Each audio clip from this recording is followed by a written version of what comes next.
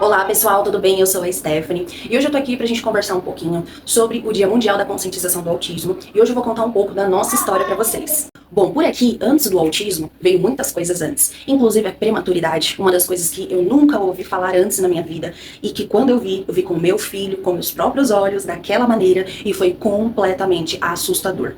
O autismo, ele só foi algo que veio junto. Mas ele veio junto com um caminho muito longo que a gente passou até chegar ao diagnóstico. E é isso que eu quero trazer hoje, porque há 4 anos atrás, quando eu recebi o diagnóstico do meu filho, todos os tratamentos que ele já fazia, toda a questão que ele teve com a prematuridade, eu não tinha ninguém para conversar sobre, eu não encontrava histórias na internet que representassem a história que eu estava passando naquele momento, porque já bastava toda aquela dor que foi passada e ali eu tinha um outro diagnóstico que eu nunca tinha ouvido falar na vida e eu tinha que lidar com aquilo dali. Posso dizer para vocês que depois dessa certidão, somente papeladas e papeladas vieram uma atrás da outra. Primeiro eu começo com essa papelada do hospital, resumo de alta.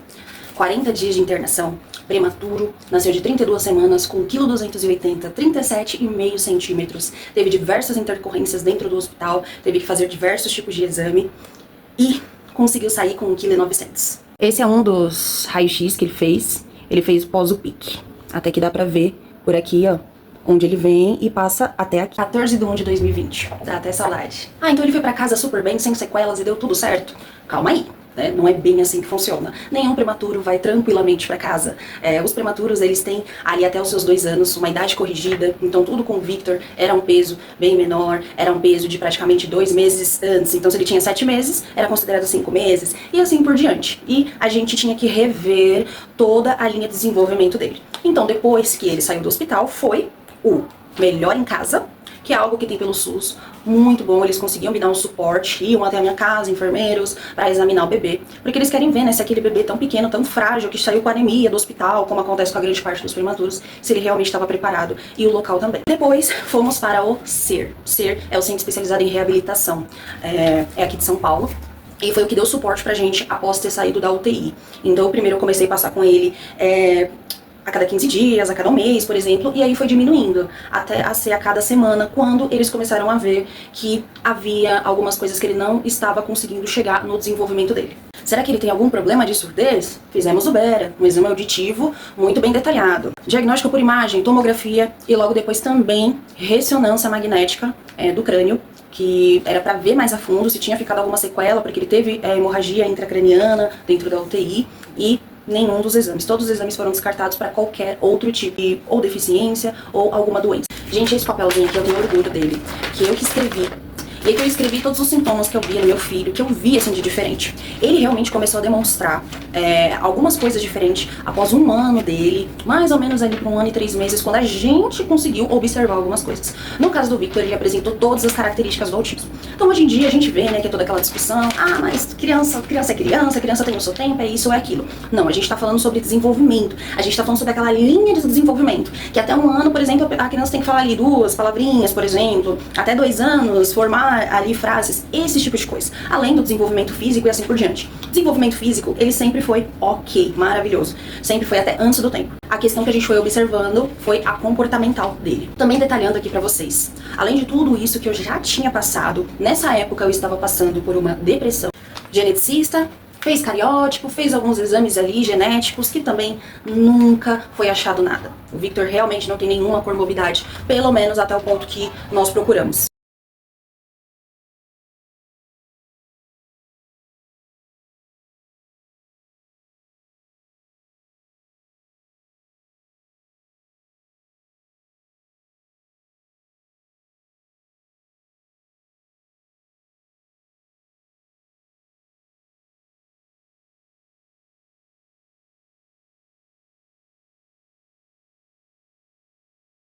Então por isso eu digo que na época a minha história era completamente diferente, porque eu vi outras mães contando histórias dos filhos que, por exemplo, até nasceram prematuros, mas até certo ponto, muitos era a partir de 35 semanas, 36, e não dizendo nem diminuindo. Mas gente, às vezes a gente quer uma coisa mais específica, sabe? A gente quer conversar sobre coisas específicas. Outras mães ao meu redor eu não tinha o que conversar. Porque era como se eu fosse um problema, era como se eu tivesse só problemas pra conversar, sobre coisas tristes. As pessoas ficavam tristes com a minha história. Então eu passei pela prematuridade, aí eu passei pelo luto, e aí veio a depressão da nossa família. Então após esse acontecimento de luto, a gente sentiu claramente que o nosso filho, ele Ele mudou o comportamento dele, do que ele olhava no olho ele já não olhava mais, do que ele brincava ele já não brincava mais, cada vez ele começou a ficar no mundo dele.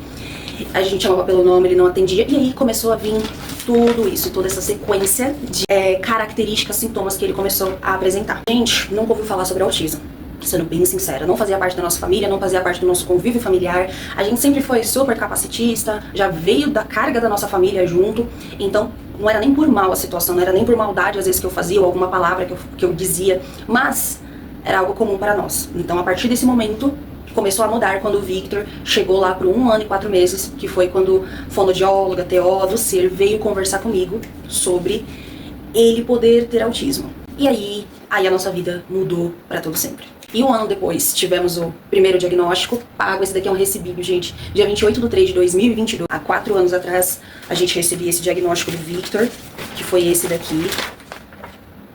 Não tinha nível de suporte na época, ele tinha 2 anos, mas até os 2 anos ele já tinha praticamente todas as características principais do autismo. E depois, pessoal, foi 1, 2, 3, 4, 5 diagnósticos. Uns pelo convênio, outros pagos por fora, mas tudo aqui. Já foi pro nível 2, depois foi pro nível 3, depois foi colocado como deficiência intelectual grave, e assim por diante. E o que a gente faz com esse monte de papel na mão? Terapias, encaminhamentos, fono, TO, psicóloga. A gente teve de todos os tipos possíveis. Além das famosas receitinhas médicas, que o Victor começou muito cedo, após começar com os picos de crise dele, a tomar medicamento. Então a gente também tem uma sequência aí de receitas médicas. Geneticista, fez cariótipo, fez alguns exames ali genéticos que também nunca foi achado nada. O Victor realmente não tem nenhuma comorbidade, pelo menos até o ponto que nós procuramos. Ressonância magnética. Gente, essa aqui foi a mais difícil. Foi mais difícil pra nós porque ele teve que ser sedado com contraste e, nossa, já bastava tudo que a gente já tinha vivido com ele. E ter que aceitar dar contraste nele foi de dilacerar o coração. Mas a gente teve que fazer pra ver se realmente não tinha nada mais ali. E vai atrás do bilhete, vai atrás do RG, vai atrás de tudo. Nós fomos atrás de tudo. E nós sempre iremos atrás de tudo. Inclusive por nosso filho, pela nossa família. Mas eu tô aqui pra dizer que você não está sozinho. Que seja uma outra mãe que esteja do outro lado, que seja um outro pai, que seja alguma família também que esteja passando por isso, você não está sozinho. Eu passei pelo, como eu digo hoje, o Vale da Sombra da Morte. Que foi terrível. Eu passei uma época muito difícil. Eu entrei numa depressão severa. Dentro de casa com meu filho autista, sem tratamento na época, sem saber pra onde ir, sem saber que caminho seguir. Porque eu não sabia o que seguir. Eu não sabia pra onde ir, eu não sabia o que iria acontecer, eu tinha muito medo por ele, eu tinha um medo absurdo de perder ele, inclusive porque a gente também já tinha perdido uma pessoa, então o medo de perder uma outra era gigantesco, ainda mais uma criança que já tinha passado por tudo que já tinha passado.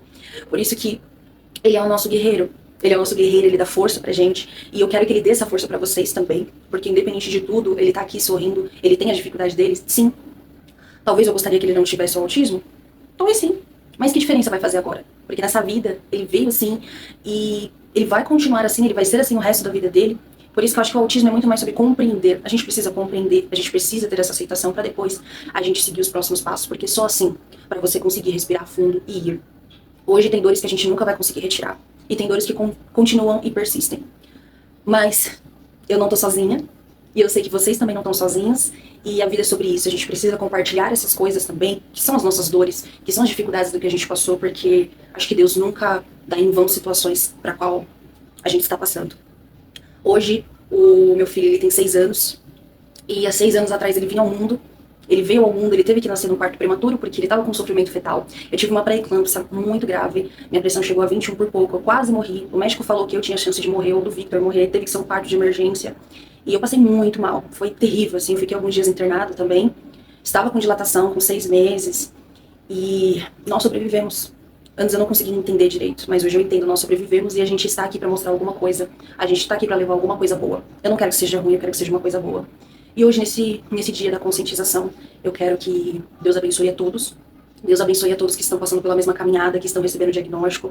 Força, lutem, continuem. Não vai ser fácil, mas procure o possível por você. E não esqueça de procurar ajuda. Hoje o que me deixa em pé é procurar ajuda e também o suporte de quem está ao meu redor. É isso, pessoal. Abril Azul chegou e nós estamos aqui na luta.